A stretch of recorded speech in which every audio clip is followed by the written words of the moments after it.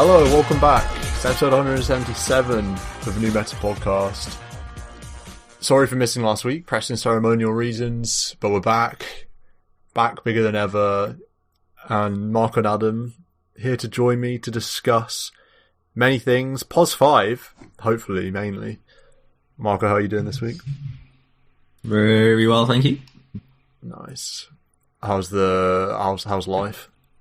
Oh, straight into life. Yeah, I was thinking, I've got some mundane Marco musings that I wanted to share. One of them, right?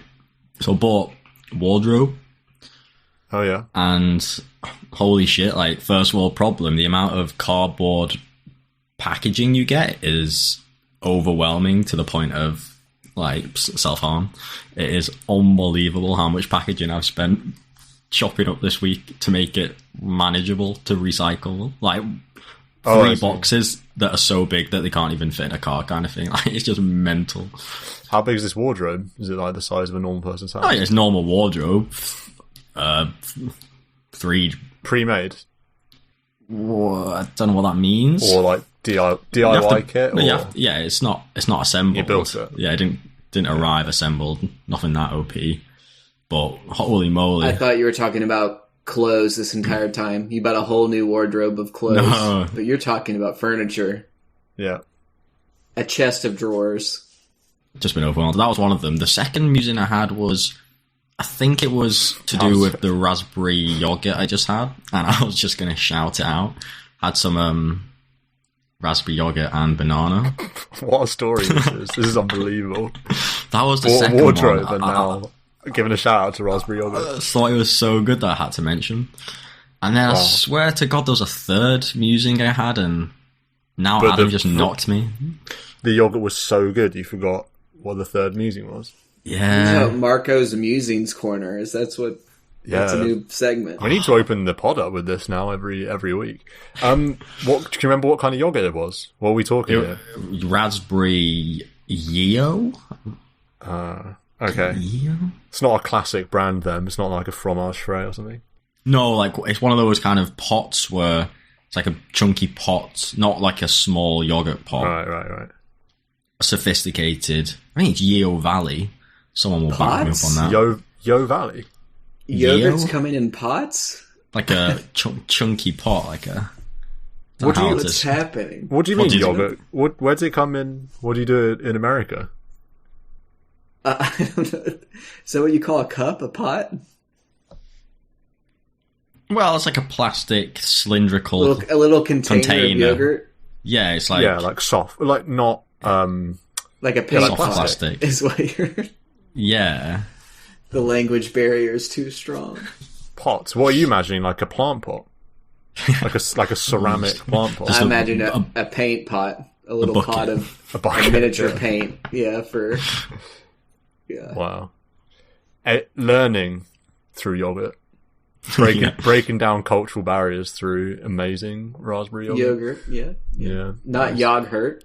Oh, sorry. We almost had it, and now we're at odds again. Now we're up in arms. I mean, Adam, I would ask you how you are, but I'm not sure you can... How can you follow that? I have no musings.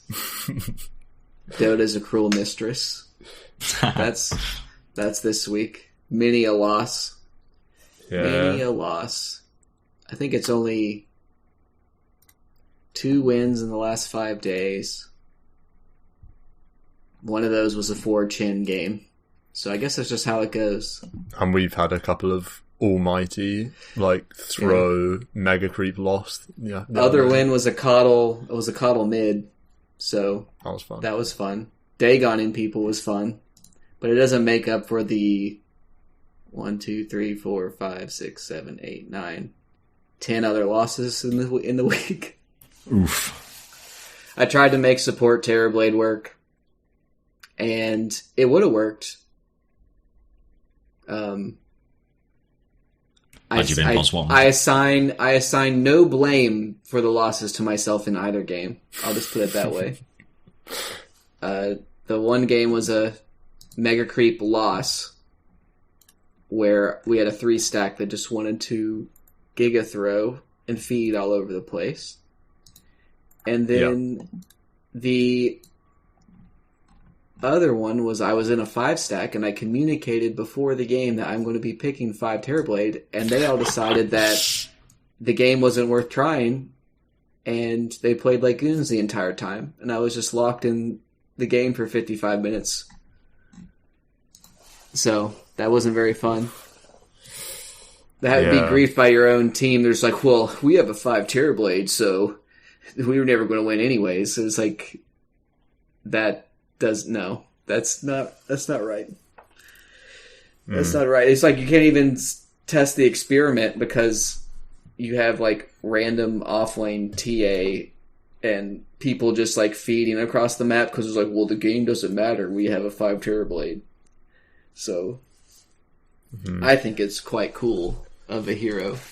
And it was pretty sick in the game where we tried. We won that game and then we lost it afterwards. Yeah. So yeah, it was pretty awesome to have we had a 1 Wyvern. So you follow Winter's Curse with a TB Metamorphosis Sphere. Actually pretty sick. Sundering teammates is pretty good. Yeah, sundering teammates multiple times, getting gone on and turning a fight with a Sunder, pushing waves with your illusions, and Reflection's big. It's a shame because the laned against an Ursa, and that's like one of the not a great hero to do Reflection on because he's kind of all based on building up stacks of overpower. Is that what it's called? The E? That's not what that's called. That's Fury the W. Swipes. Fury Swipes. Yeah, he's like building up Fury Swipe stacks, so it's like not great for the Reflection. But if you're against like any hero with base stats or damage, Reflection is really powerful at all stages of the game. Yeah, we had a rough one yesterday, didn't we? I was until the game I just played in a similar situation to Adam, where all my games were just losses and it was frustrating. I was like, all right, I'm going to try hard and unranked with Adam and win. And then I picked quad mid, went a bit try hard mode, but then still wasn't to be. And you weren't very happy, Adam, about the. It's like.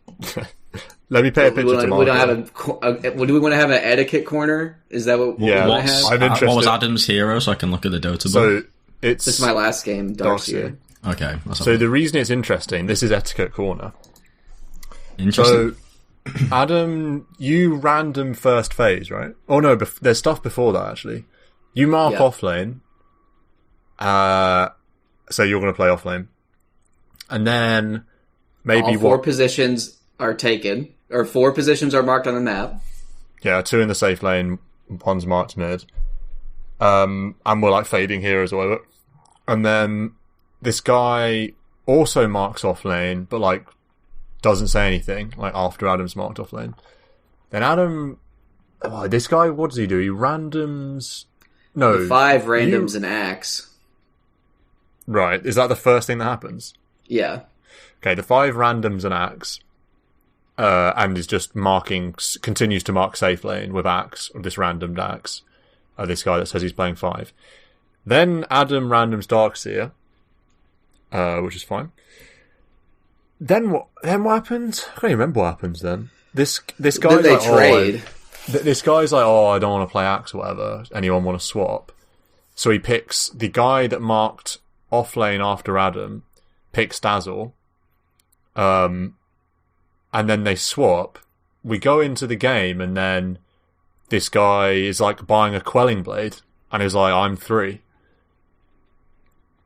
And then that caused some tension, because Adam had marked 3, and this guy had like not said anything, had just marked 3 like afterwards, and hadn't said roll, or hadn't said I'm playing 3 or anything.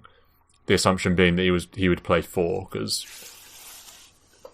Yeah, and instead, and I was prepared to go 4, but he didn't want to lane with me. What it really meant was he just dragged creep waves for himself and griefed my game and gave himself levels and farm.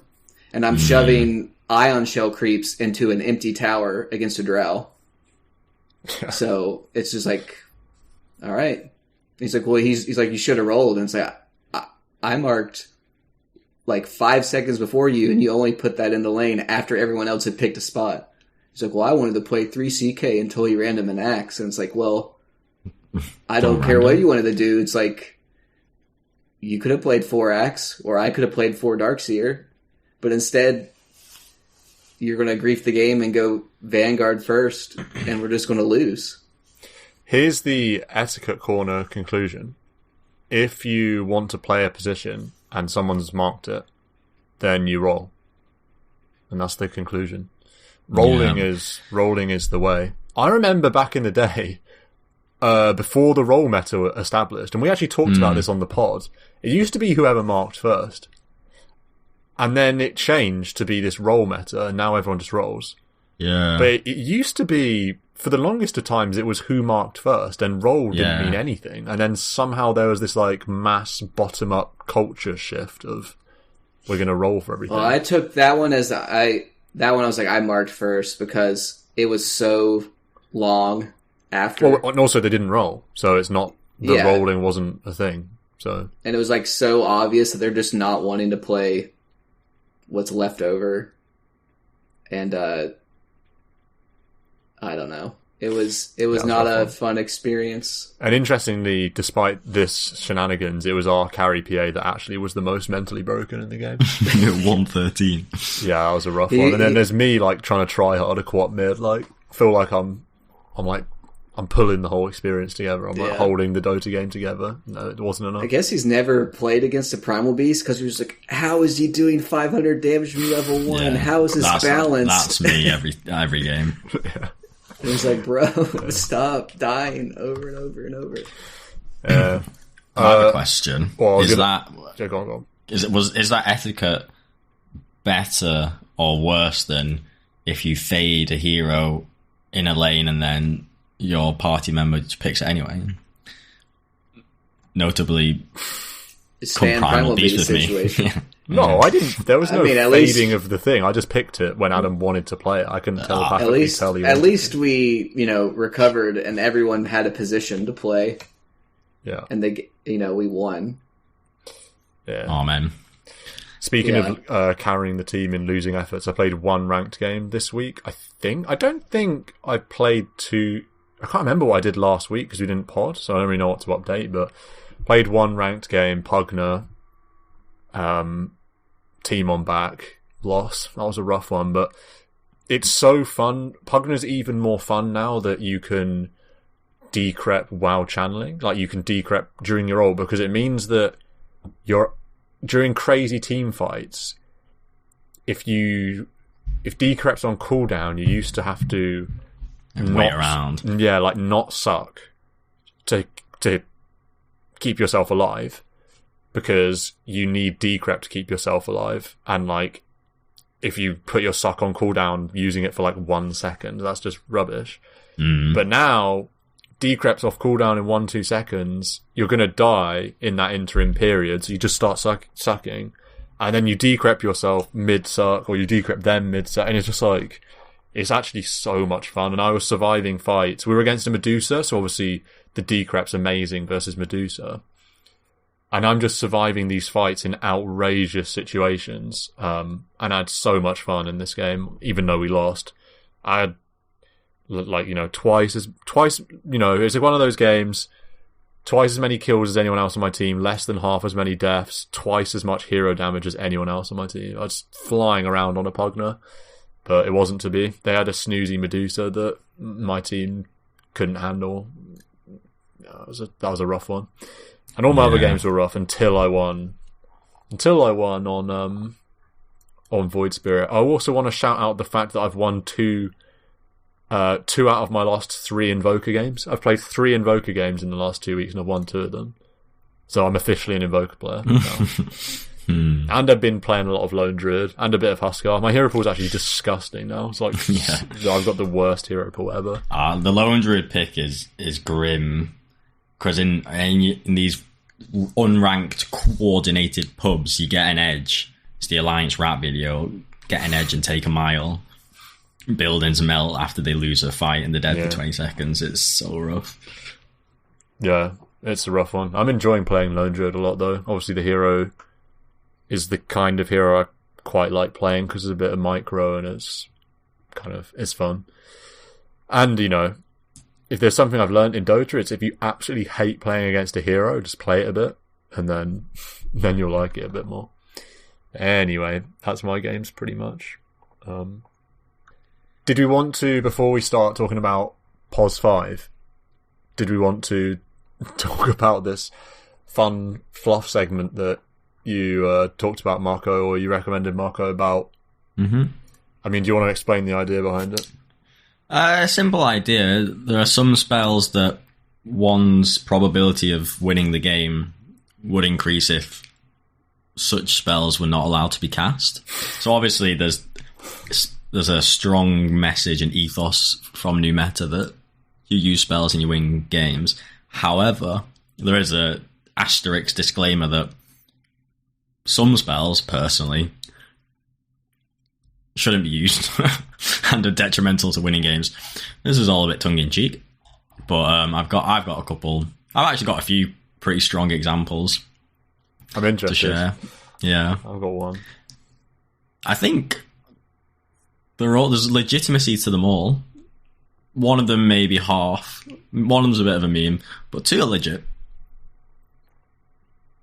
Do you want me to start with? I feel like start if you've got three. I've only got Yeah. one at the moment, and it's not that strong.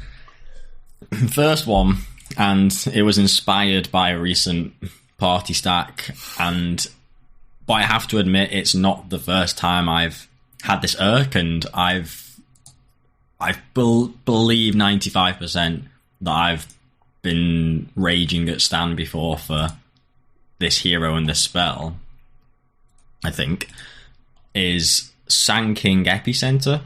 So the disclaimer is, okay, pre-15 minutes, I don't mind an Epicenter, or pre-20 minutes, don't mind an Epicenter, but after 20 minutes, when these skirmishes or full-on 5v5 team fights are happening, and like enemy teams pushing mid-tier 2 because they're absolute morons, and they're out of position, for about 2.5 seconds, and rather than exploit them being out of position for 2.5 seconds, I've got my douchebag 3 winding up an epicenter, douche, blinks in, stuns the POS 5 who's like annihilated already, and now already used all spells.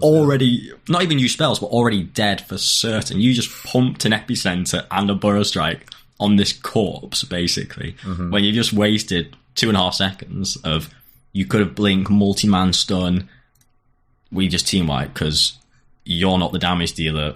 At 20 plus minutes, you are initiator, you are a stunner, GTFO if you think Epicenter's winning games in the mid-late game, just fucking stun. So anyway, I've been tilted before being like, blink stun, yours doesn't matter, and yeah, I would happily delete Epicenter. Also because later on in the game, while you're winding up this Epicenter during a team fight, the other cores are just pressing BKB because it's a team fight. So then when you finally are casting the spell and you blink Burrow Strike, it's like they've already BKB'd because the fight's already happening. These fights so much is about the jump, the initiation, and it's what Sanking what hero to do it. Blink, stun 2 heroes. That's all you need. Follow-ups, you're winning fights. But when you wait 2.5 seconds to get an epi and the fight disintegrates, or oh man, I have been tilted by watching my Sanking wind up an epi. That is a fact. Yeah. I have one that's kind of bad, as in it's not an amazing example, but I do think it's worth flagging. Also because it's fresh in the memory, because it just happened in a game I played. Again, slight caveat. So the spell is Thunderclap on Brewmaster, and the reason I think it's a bait is because a harsh one, this. Thunderclap. This is a harsh one. I don't want to see Thunderclap cast. I want to hear this. The reason is, Brewmasters, particularly in the game I just played, they have in their head this perfect Brewmaster initiation, blink Thunderclap ult, and so often it happened maybe 3 times in the game I just played. Blink, Thunderclap, stunned or silenced during the casting of Thunderclap, doesn't get ult off. And I was just thinking, man, if this guy just didn't have Thunderclap, he would have got his ult off so many times. And that is the entire point of Brewmaster, unless you're Marco, trying to do something funky. You need to get the ult off. So that's my entry. Just a quick one. If you're going to blink initiate on Brewmaster, either do it on a hero that can't stop you, or don't do it and just ult, blink ult, or just ult and then run in. I think there are a few heroes like that, and I can't bring one to mind, or maybe like Enigma casting Pulse or something. That one, I feel like you have to. You have to, yeah. Or like an LC or something like where you blink and then Q and then try and ult, or right. Or I feel like there are some others where I know I fucked up by like using a spell before the best spell kind of thing. But yeah, that's a good one. Do you have one, Adam? I would say 300 damage, 55 attack speed, slow, 4 second, 55% movement slow, and it's bad. Yeah, but duration 20 seconds. Brewmaster splits into 3 elements, forming 3 specialized warriors. I know. Adept at survival, each with their own ability. If any of them survive at the end, the Brewmaster is reborn. You've got to choose one or the other. That's 117th popularity hero, so you don't have to miss that one very often. Yeah, but my brethren out there are the lone druids, the lone druid meepo players, so I'm catering for the niches, the underrepresented communities in Dota. Well, mine's the 109th most popular hero, so slightly more seen. Man of the people. Yeah, and I'm going to go with Atrophy Aura, an Underlord. Isn't that passive? It's like the best spell of all time. What do you mean? No, it's terrible. What are you talking about? But isn't it a passive? Yeah, they shouldn't be skilling it. They should be maxing the W. Oh, okay. So if I see people going 4-1-4, and it's like they have an Ember against us, and it's like, so we don't want a 2-second root that keeps reactivating. We want to have it be this really long cooldown spell that can't lock down the really mobile heroes, but instead they do 20% less damage. Ooh, so powerful. Ooh, you kill a creep and you get 6 bonus damage. That's big game right there. Meanwhile, Ember just keeps sleight of fisting on everybody, going all over the place, and you just... I mean, I could be sold on Firestorm as well. Why are we putting multiple points in that? Just should we just get rid of Atrophy and Firestorm on Underlord? And probably get rid of Fiend's Gate too, and just be like, this hero is one spell. It should be maxed. And if it's not maxed at 7, there are problems. Really? You're a Pit of Malice maxer on Underlord? That's bold. I mean, Atrophy Aura might be the worst value point in the game. What? 5% damage reduction? 5% damage reduction? That's like 1 damage, 2 damage. I'm an Atrophy level 1 fan. I'm a big time Underlord fan. Has a lot changed since I was winning every game? I don't know. 5% damage reduction, 2 bonus damage per creep. That's it. Because you're not killing a hero at level 1, so your 30 bonus damage from a hero is like... I actually love a cheeky Atrophy level 1, and also at level 3. I'm actually a big Atrophy fan. I don't know, you just crush the lane, just have 1 billion damage. Do you never want to kill anything? No, I do. I am... Press Firestorm? I've been flamed. Back in the day, I used to get flamed for just putting 0 points in Malice, just being a Q and an E and just like sitting in lane. Level 4 Atrophy Aura, 35% damage reduction is actually good. But 5% reduction is bad. Yeah, maybe have they changed it? Maybe they adjusted the...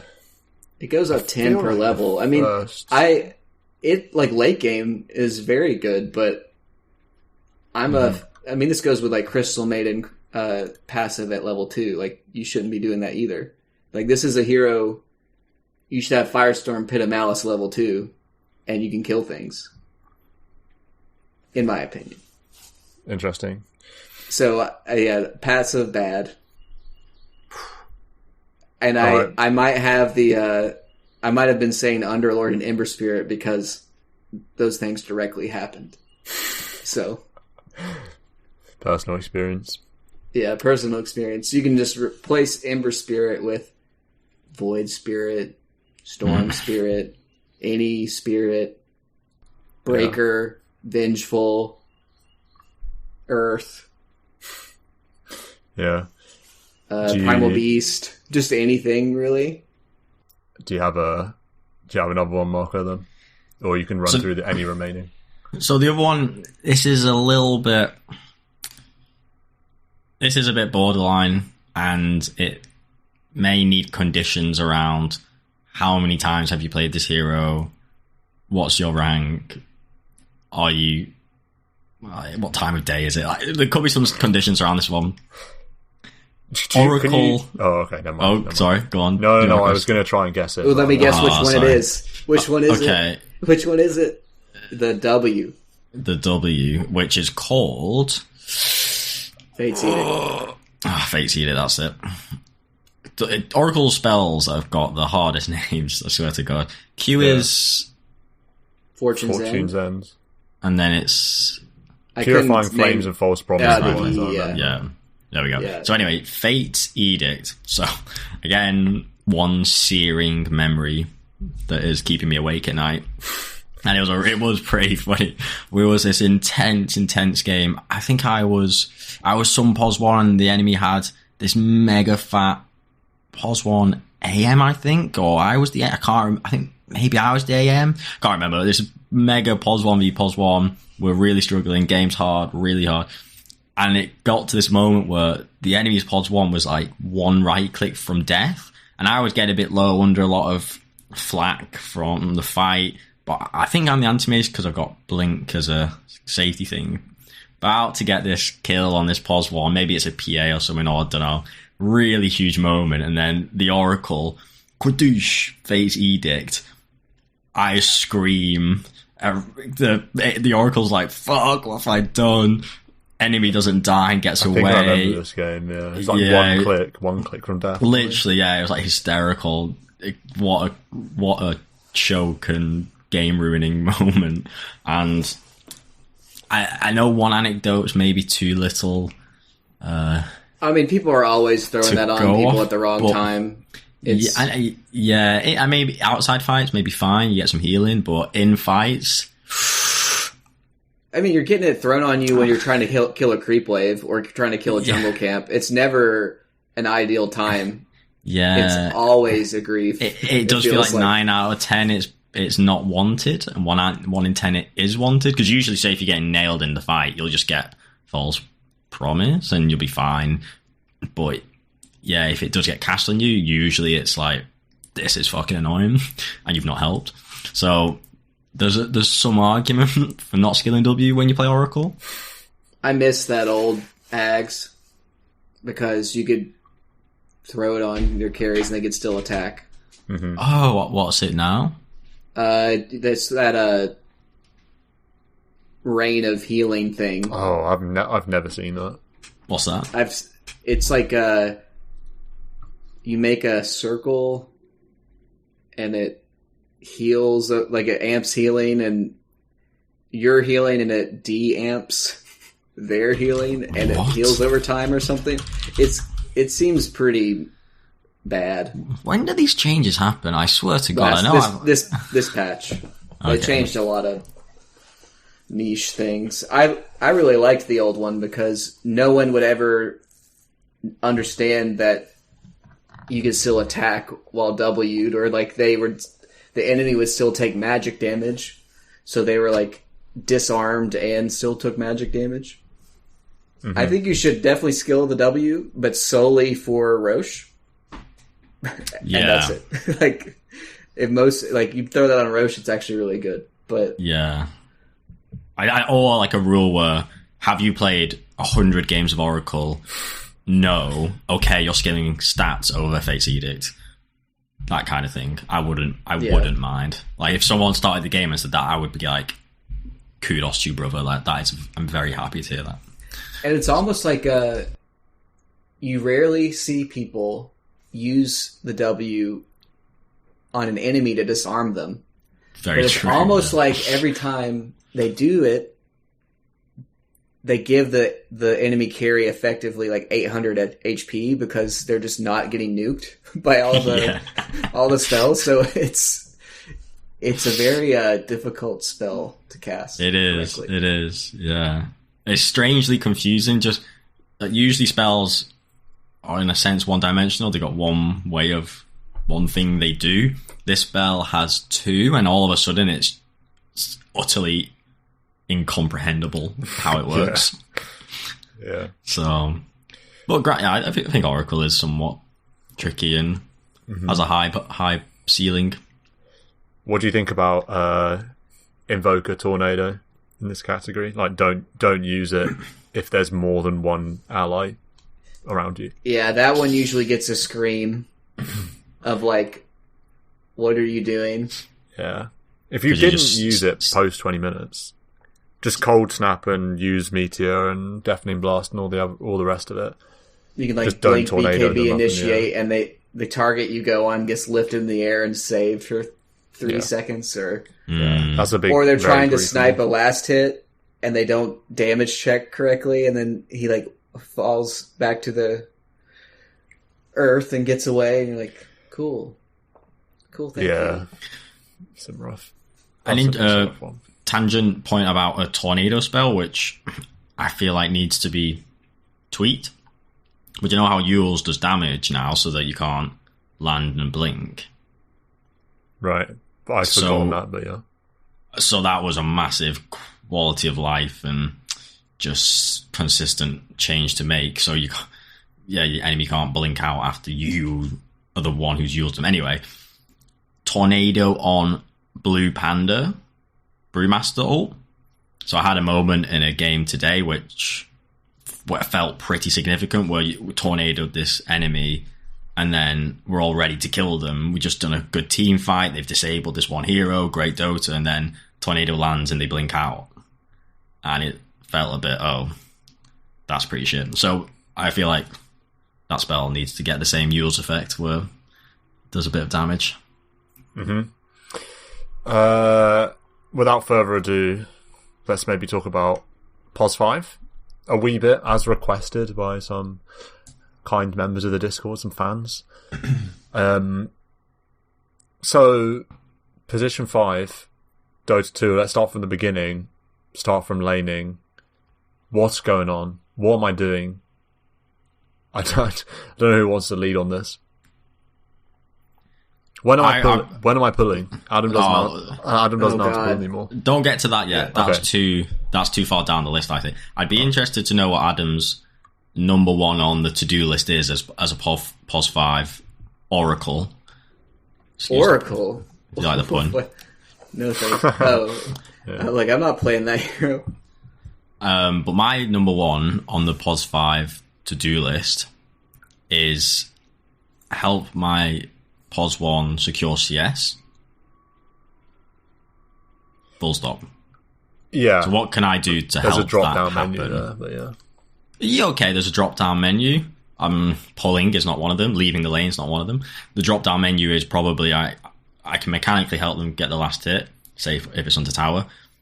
More relevant would be, let's take a bit of attention, let's poke the enemy, let's relieve pressure from my person, let's not pull the creeps to some stupid way or ruin the lane equilibrium because of my crazy shenanigans. Let's just keep it simple, keep it calm, stay nearby, help them secure CS, give them a bit of love and protection. That's sweet. Adam, what would your number one on the to-do list be? Secure the range creep with Crystal Nova and hit both heroes. God, that's the 101, isn't it? Yeah, that's true. That's a good point, though. Use spells to get the last hit on the range. Yeah. But, it's basically what you said. the last time I played Crystal Maiden is AMCM against Silencer 3 and Earth Spirit 4. So, and that one was like secure some range creeps, stand off to the side and hit the Earth Spirit. So he's trying to run after me with the Orb of Venom, giving AM like a 1v1, and he can kind of like pull his creeps to safety. It's not super great because Silencer can still harass, but then we got some kills. I get level 2, and then you can kind of like do some things at that point. Harass people, only pull if... I mean, it's always just checking your carry. Are they safe? Am I low? Did I die? Do I have enough gold to buy a salve? That's a big one. Not enough people are... Like, I generally start with a salve. I'd say the first one, half and half of the time, is split between me and the carry. If I die, I'm buying another one, and it's definitely going to the carry. Mm-hmm. You probably should bring out one at some point. That could be after you die, or if you are bringing out some items. Definitely should be bringing out one. And that pretty much wins you the lane right there. Not enough people do that. Yeah. And it makes hard lanes easy. Yeah. To be fair, you would in theory, you're pulling to help your carry hit creep. Oh, no. What do you mean, no? I got a couple comments before we get into the Pandora's box that's pulling. Okay. So I thought Adam made a really good point. What makes a POS 5 good and Adam a god? He's thinking, what does the POS 1 need or want? And granted, Adam's not actually like a hardcore POS 1 player. I've said in the past, I think POS 1 is the easiest position. You see a lot of POS 5s these days that used to be POS 1. I think it helps to have played POS 1 to then understand as the 5 what the 1 wants and needs. Mm-hmm. All in all, that should be your thinking priority. And I think everything Adam says is about what do they need, what do they want? Is it HP? Is it creep help? It's like, are you going to tank the wave outside of tower range so it doesn't push back in while their salve is going or something like that? Or are you going to realize that you're a Crystal Maiden that hits for basically 30 damage of a right click? Maybe you get your harass with your spells and you're not just fucking up the creeps all over the place by right clicking and just like triggering the carry because the wave keeps like it's not pushing per se, but the creeps keep aggroing and re-aggroing and like de-aggroing and they keep moving around and like it's say when you've just pulled them to deny your range creep and then the POS 5 aggroes the enemy creep and now your range creep doesn't get into deny range. That's really annoying because then that is what fucks equilibrium up because you've been aggroing the creep. Yeah, it's like, where am I standing? You know, I'm not going to stand in the creep wave and try and do that because you're going to take damage from the creep wave and you're going to mess it up. If you want to be that support that can do some range attacks, then stand off to the side. Mm-hmm. You can stand out of the aggro range. You don't have, you don't have to be like on top of the wave and be messing with that. There's plenty of side places to come from where you can attack and not be messing with the what the creeps are looking at. Yeah, and by side it doesn't mean the small pull camp. But we're not going there just yet because there's another whining point I want to make. One of my biggest pet peeves is playing the 1 and being utterly abandoned by the 5 for when the game's balanced and like I understand that if I'm dominated the lane, it's 10 minutes in, I've got power treads and a wand and the POS 3's got nothing. I'm strong enough to win 1v1, maybe some games 1v2. But in the first 5, 6, 8 minutes, I'm not strong enough to go 1v2. It honestly winds me up so much because then I play against like two. Honestly, they could be two heralds and I would lose because they just right click me or something, and I'm 1v2, and all I need is Roger the bot, easy bot, to be with me in the lane, and I've got some like sophisticated divine player apparently who's just nowhere to be seen, and it's like 1v2. But I stacked really your camp hard for you, Marco. I stacked your hard camp by the by the outpost, and then I died to that camp like 10 minutes later because creeps are so bloody strong these days in the woods. So, but yeah, honestly, getting left 1v2 is so sad. And it's so sad. And you're level 5 and... Or sorry, go ahead. No, I was going to say, just to reiterate and underline that point, the mindset of people leaving the lane on 5 is often... In their head, they've won the lane. So like 4 minutes in, they've killed the offlaner once, maybe twice. And then they think this lane is now done. And so they don't, rather than having the understanding of, I'm going to stay in the lane, we're going to keep crushing it until the lane's over. So if your carry can't, nuke the wave and then run to the jungle, which no carry is doing that like 4 or 5 minutes into the game, you've got to stay and win the lane harder. Because it's like you said, if they abandon you, it doesn't matter if you're 3-0. So it doesn't matter if you've got twice as much net worth. It's like you can't hit the creeps anymore. And now you're in danger of dying. Like I had this exact game. I had a POS 5 Viper and I'm Lone Druid, POS 1, and we're against an Axe Ogre lane. I mean, Viper, Lone Druid, we're just killing them. We've got like 2 kills on Axe, we've got 2 kills on Ogre. My Viper leaves to go top. Literally just leaves. I'm top lane now. We're going to tri-lane them to crush this lane as well. This is 5 minutes in. The Axe, by the way, has 1.5k net worth. I have 2.7, so this is like beyond crushed, this lane. My Viper has 2k, so my Viper's got 500 more gold than their POS 3. And their Ogre's like lowest net worth in the game. But it's 4 minutes into the game. Or like 5 minutes max when he leaves. Suddenly I'm 1v2 and it doesn't matter how much net worth I have. It doesn't matter that I'm going to get ignited and battle hungered. But get battle hunger ignited. I can't lane anymore. And it's like, congrats, you've turned the biggest crushing lane of all time into a lost lane. And now I can't farm. And then it's like, just from leaving the lane. You've got to stay until the lane's over. It's the fallacy of that you've won the lane. It's like, I'm level 3 and my carry's level 5 and they're both level 4, so I can go leave and stack and I can go do other stuff. And it's like, okay, now 2 level 4s are going to kill your level 5.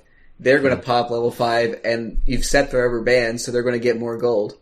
And it's like, great. I think another leave bait is when they're ahead and then that baits them to leave. I feel like another one that often happens is when the lane's kind of static or almost quiet and isn't lots of hero on hero action. And then I feel like sometimes supports see that and go, well, because we're not having these fight to the deaths, I'm not really needed. So, I'll just go pull or stack our woods for 2 minutes. And it's like, actually... You're like you're a Marcy or a Tusk being like, I guess I get a kill in another lane sort of thing. And then... But just because... That's being the bad mindset, if you know what I mean. If you're winning, keep the status quo. Yeah, and the status quo often... It does. Yeah, if the status quo is just farming, the POS 1's not dying, and just because there's no kills, actions, intensity, say, you're still needed and you're still valuable and you're there for protection and you're there to make space and cast spells. And I feel like when it's quiet, they can get the sense that, they're not needed. And then all of a sudden... They get antsy.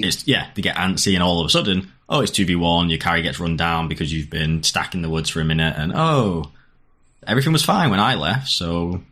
how is it my fault? Well, you left, so... So all of this... Yeah, sometimes you just need to be a body. Yeah, it can be snoozy, but... I've got another point before we go into pulling, which is similar to what you were saying about being that... helping your carry last hit through sort of being a distraction and being annoying and taking up attention and all the rest of that. One thing that you can do, and this applies to all positions actually, because this is something I think about a lot in mid, but even better if you can achieve it on the 5, is just being threatening, like, as much as possible, i.e. like being in the mind of the POS 3 as much as possible. So they've got to think that you might cast a spell, or they've got to think that, even if it's they've got to think that you might do something stupid, just be in vision, like, don't have we'll get onto the late game and mid game later, but don't have that mindset of a support of like, oh, I play behind my carry and I don't show, and I like pop a spell at a good time. It's like, for the laning stage, that's not really the mindset. Like, you want to get stuck in as much as possible. For the first 20 minutes, POS 5s want to get stuck in and should be getting stuck in because they are impactful. And yeah, they shouldn't have that mentality of, oh, I'm just in the back here in case. Like, first 20 minutes, POS 5 should be a menace. Absolutely, yeah. I don't know if we want to do hero archetypes yet, but just on this idea of being really annoying, being hard to ignore, harassing, like using spells effectively in the lane, and keeping your carry healthy. I mean, when I play POS 5 in my ranked games, which is actually very successful, I might be like Adam and Marco, where actually I should just play 5 in ranked as well. But honestly, picking a hero like Jakiro that has this Q spell and this E spell that's exceptionally good in the lane because E doesn't cost any mana and Q is ridiculously good laning spell. Buying 5 mangoes and 2 salves or whatever, or just buying, 1 and shipping more and more and more, is the most lane winning in Divine. It's just so game winning in my pubs, because what's the enemy 3 and like the enemy 4? What are they to do when you're like pumping your carry full of salves all the time? You're pumping yourself full of mangoes and you're just spamming Q and E off cooldown. And it's like, nothing can stand up to that. And it's not necessarily that this hero is insanely broken. You could probably achieve it on other heroes. It's just that hero allows you to do it so easily because of how easy the Q spell is to use.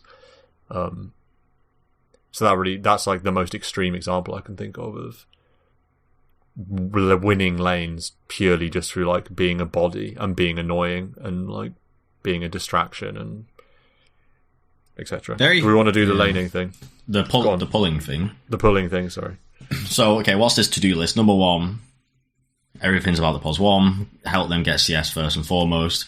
Give them a bit of protection, a bit of space. Relieve some pressure so that they can get creeps. That's everything comes back to so they get creeps.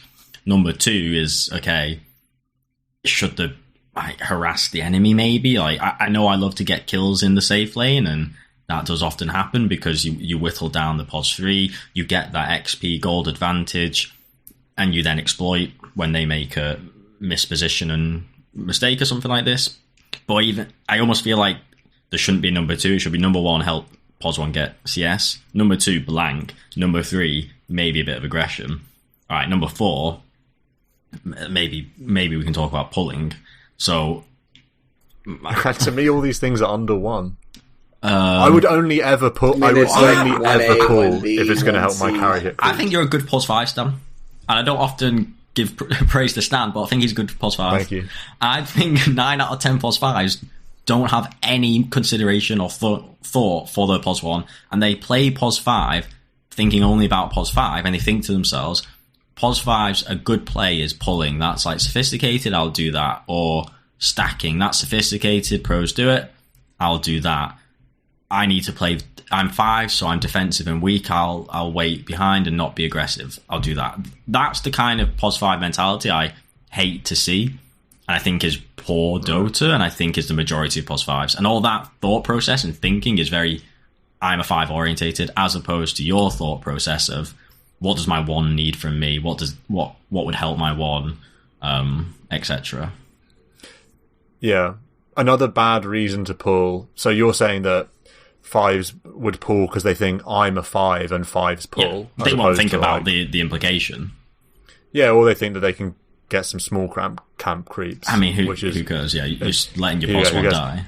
Another bait on the pull that I think is I'm going to deny creeps from the enemies through pulling. And that, to me, is, like, not a reason to pull. That's a bonus of pulling, maybe, that happens. But, like, you only want to pull for me, the only consideration for pulling is to try and get creeps in a position that my carry can hit them.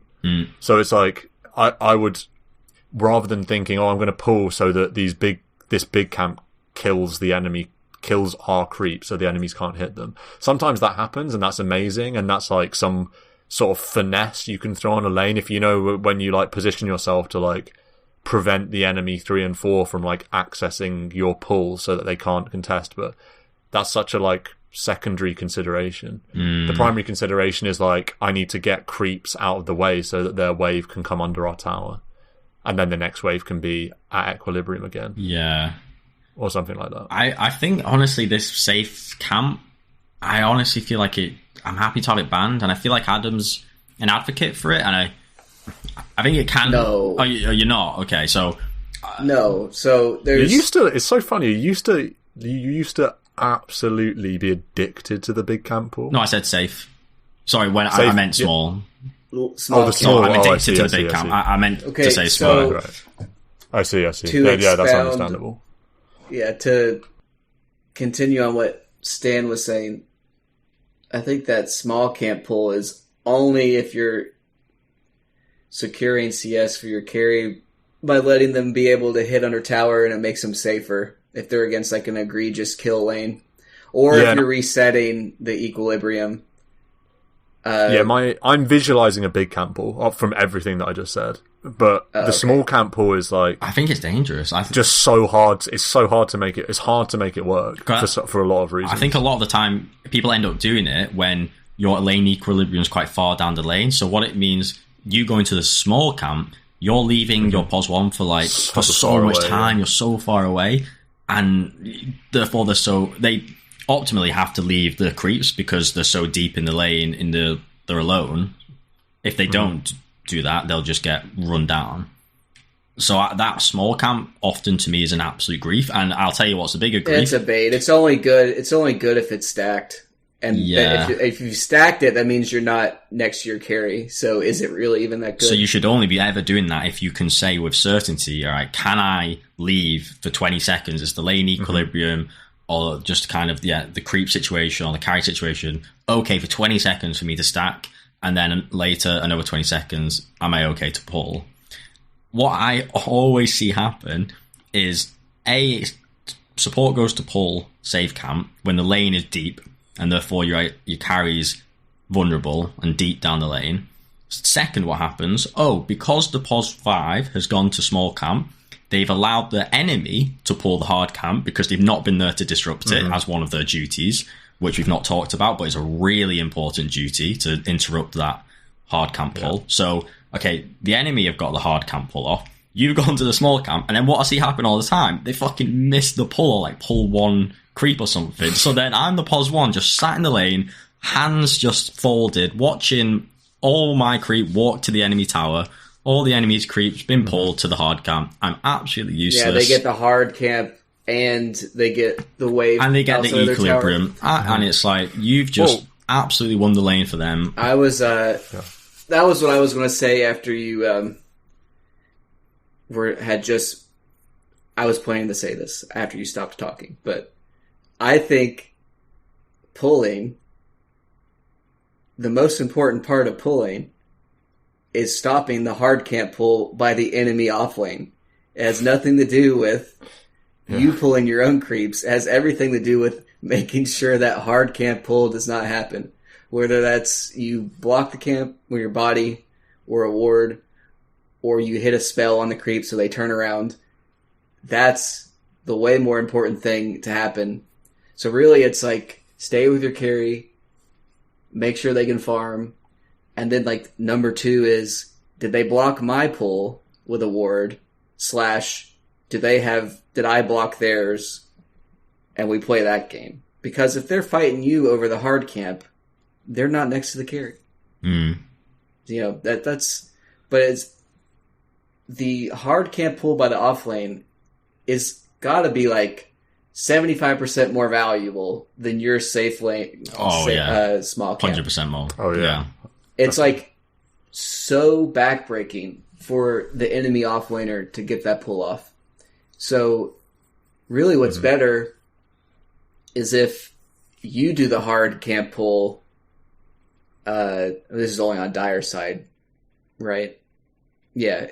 No, you can do it to the side on Radiant, but if this 5 position can get the hard lane camp pull straight up, cut the tree to the tower, and you get your creeps to go that way, that should be the pull that we're talking about. Yeah, I actually don't think I've ever done that, but I've seen it done in my games. I mean, sometimes you need a quelling blade from your partner, or you need the tango, but like it's big. That's the big one big. Because that's like all the offlane has as a recourse to try and reset things. And if you just stop that and you just keep planting your body on that on the minute, they're probably going to waste some sentry wards and some gold trying to be like, oh, he's blocked it. And also it's going to make life so much easier for the carry. Yeah, I definitely reiterate that. Can I put another nail in the coffin of the small camp pull? Which is, even if you successfully pull your entire wave, it doesn't kill the wave. Doesn't kill the wave, and then you've double waved your own creeps, and then it's going under their tower now. So that's like the primary reason why, that and the distance that you're leaving your carry, usually in a very vulnerable position because you're thinking about pulling in your brain when the creeps are in a bad spot, right? So that means if they're in a bad spot, it's under close to the offlane tower, so your carry is probably super vulnerable. So you're leaving, you've got to walk really, really far, and it doesn't even reset the wave. It just causes a double wave. That's all it does, unless you're going to pull through, which just isn't going to happen. The worst part about the small camp is that people try and last hit it, and then they let the enemy pull the hard camp. Yeah. So it's if you've double stacked the small camp, you should just beeline it after you've pulled it towards the hard camp and try and disrupt that. And then maybe it's worth it. But you're so far away. Your support, you're so slow. What are you doing? It's interesting. And all of this is in a vacuum. It really depends on the hero matchups and stuff. But still, we've all had. I mean, Marco described it perfectly. My support goes and pulls the small, messes it up, and then they pull the hard, and I'm stuck there with my hands in my pockets, like, what am I going to do? Walk into 2 burly offlaners? No. You just sat there, game ruined. An interesting one about the hard pull. So I think a general rule for me and why I'm always doing myself in games is that pull, like Stan said, reset equilibrium, and do it when your creeps are kind of pushed into the enemy's tower. That's, to me, the perfect time to do it, and the time I'll often do it. Like, shove the creeps into the enemy, maybe some aggression, push them to their tower, and then there's obviously a lot of space in the lane, so when your next wave comes round, as they're kind of CSing under the tower, you pull the hard camp and you reset the lane that way, and you might be able to deny some creeps. To me, that's the mechanical hard camp pull situation. It's the safest time, it's guaranteed value, fantastic, good stuff. I often see people try and do the hard camp pull when the lane equilibrium is a bit more contested, and it's not like the creeps are at the tower of the enemy, but just kind of in the middle of the lane. And quite interesting, something I've observed recently is that hard camp pull has worsened the lane equilibrium, because the lane's contested and it's messy. The creeps will get sort of pulled to the hard camp, and then the enemy creeps will kind of get dragged as well, and the enemy heroes will get dragged as well. And I've been like, oh, that's annoying. I was kind of blocking the creeps, getting it ready for a certain equilibrium and safely in the lane. And now you've kind of made it this messy situation, and all the creeps are bundled near the hard camp and the neutral creeps, and it's all a bit too messy. So I don't know if it's a pretty niche point, but unless that hard camp pull's really clear cut, I think it can often cause more headache and actually just prevent the enemy doing it. If it's really obvious for you and your ally, then do it. But otherwise, just play the lane, nice and simple. It's also really funky when that hard camp gets like stacked once or twice, and then it's really weird because you're in a situation where creeps get melted by the stack, and pulls are almost even more cutthroat, and the game revolves even more around this stacking. This like pulling meta. I do think that pulling of the hard camp pull, the more MMR you get and the higher games you go, it's like the whole lane kind of revolves around that, the contesting of that pull. I certainly have seen, like Gork games on stream where Gork, and maybe there's a bit of hyperbole, but it's like basically saying the lane's completely lost because of like one pull that they get off. It blows my mind how well pros control the equilibrium while doing all the other stuff. It's like you never see a safe lane. You never see a safe lane in pubs that isn't a bit back and forth. And yet in pro games, it's like they somehow are doing all of this contesting and all of this harassing and all this everything without ever like accidentally pushing the wave. And the equilibrium is so well engineered, or like so well managed by the teams. And that kind of is everything. And that's why I was saying I feel like the pulling comes under that point one of like helping my pos one hit creeps, because where the creeps are is like super, super important. Well, to me, that question of I'm going to pull because to me, situation, that condition is only ever met when your creeps have been pushed under the enemy offlaner's tower, and there's ample space for that hard pull to happen. Though. Because to me, if it's not under tower, then it's so easy to disrupt, and they will, and it'll contest it, etc. But if it's under the tower, I think you can make that pull successful. An interesting one, just in terms of to negate that a bit, that really messy situation where their creeps kind of are getting pulled as well, and it's like, oh, this is rough, is to really abuse aggro, pulling aggro. So like you can stop pulls by aggroing the creeps. So even if they start going towards the hard camp, if you aggro an enemy, they'll go towards you instead. And if the neutral creeps are like starting to walk back into their box, they won't re-aggro. So you can like get around that a bit, or there are ways to do it. It's just obviously it can be messy if there's like this weird double pull thing going on. And also if your ranged creep is like sticking out in the lane, and you've got to like maneuver the enemy creeps like round your range creep to prevent them being pulled into this like sticky situation. But I think the worst situation if you're a pos 1 is to have a stable equilibrium outside your offlane tower, because that needs to be addressed. And that actually is one of the situations where a small camp pull can be warranted. If your pos 1 can't hit creep, full stop, whether or not you're there or not, because of the lane equilibrium is just in a horrid spot, then you do have license to do a small camp pull. And also because you might even be able to pull through, if the enemies if the enemies want to contest that, they'll have to disrupt this like Disneyland equilibrium that they've got for themselves. But with caution, obviously. It doesn't take away from all the anti-small camp stuff we were saying earlier. Well, just to add, if you can do the small camp pull where you only get a couple creeps, that's a pog. Mm-hmm. That is nice. You get a couple creeps in the wave. I don't know the timing on it. Sometimes it happens. Might be what is in the small camp. But ignore everything I said flaming that one, because the small camp can kill one or two creeps. And you just leave it. As soon as you pulled, you just run away to the lane. You just leave it. And it's actually just good because it pushes back into you, and your carry can probably tank it outside the tower. If not, they can hit it out. They can hit under the tower, and then you denied a couple creeps. This is too high level, though. I remember there being this segment at some tournament where it was showcasing Puppy doing this half pull. I think it was like a BSJ analysis, and it felt quite new. I feel like that half pull idea is a new idea in the last year.